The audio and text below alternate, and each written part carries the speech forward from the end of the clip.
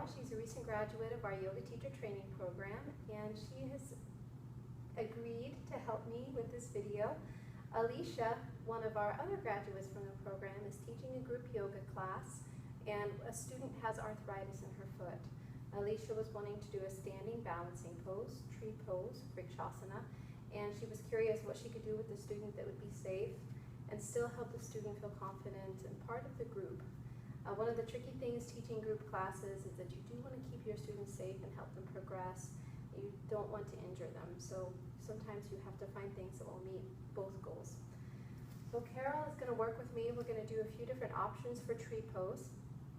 The first thing to know about tree pose is that it is a one-legged standing balancing pose. So the full version of the pose is standing on one foot, the knee is bent and out to the side. And you can see that if you have a foot injury or an ankle injury, it's going to put a lot of strain on the injury to have weight on one foot.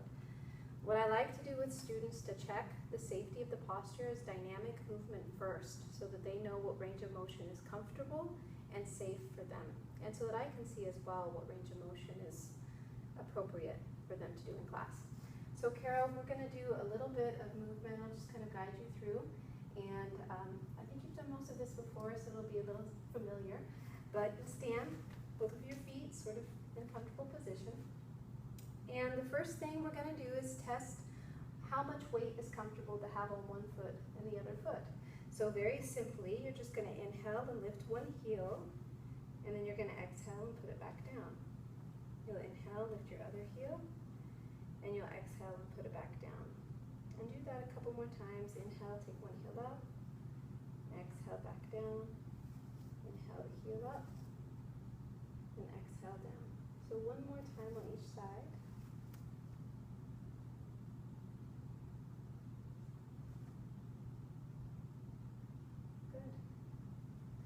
So I'm not sure if you can see from the video, but when Carol lifts the right heel, the hips move more than when she lifts the left heel. So noticing those things with your student can be really valuable information. Also notice a little different breath when you were lifting the right heel. The breath was a little bit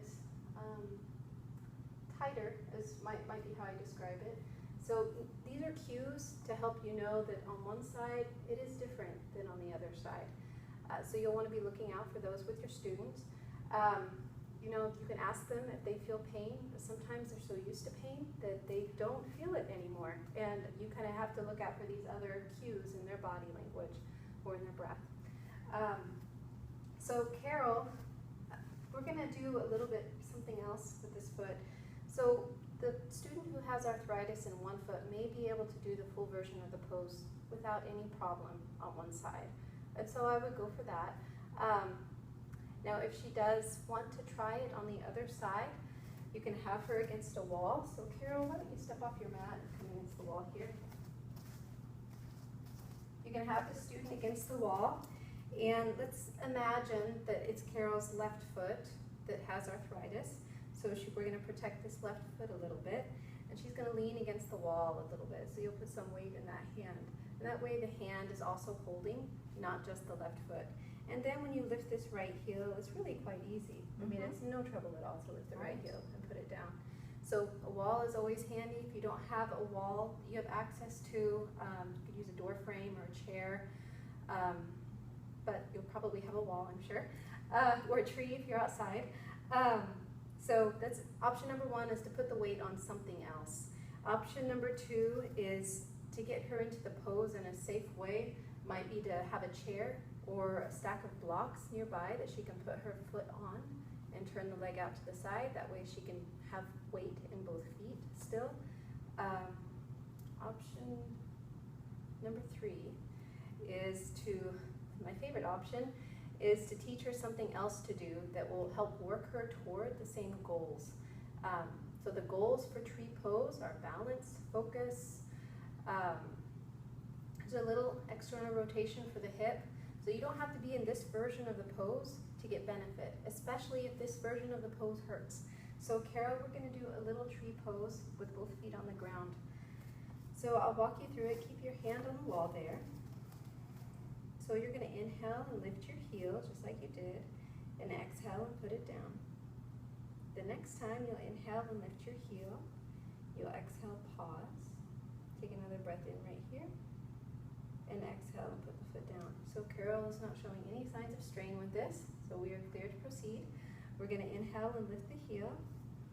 Exhale and pause. And then you'll inhale, take the leg out to the side. And then stay here. So this is a viable option for tree pose. There's weight in the hand, there's weight on this right foot and as well as on the left foot.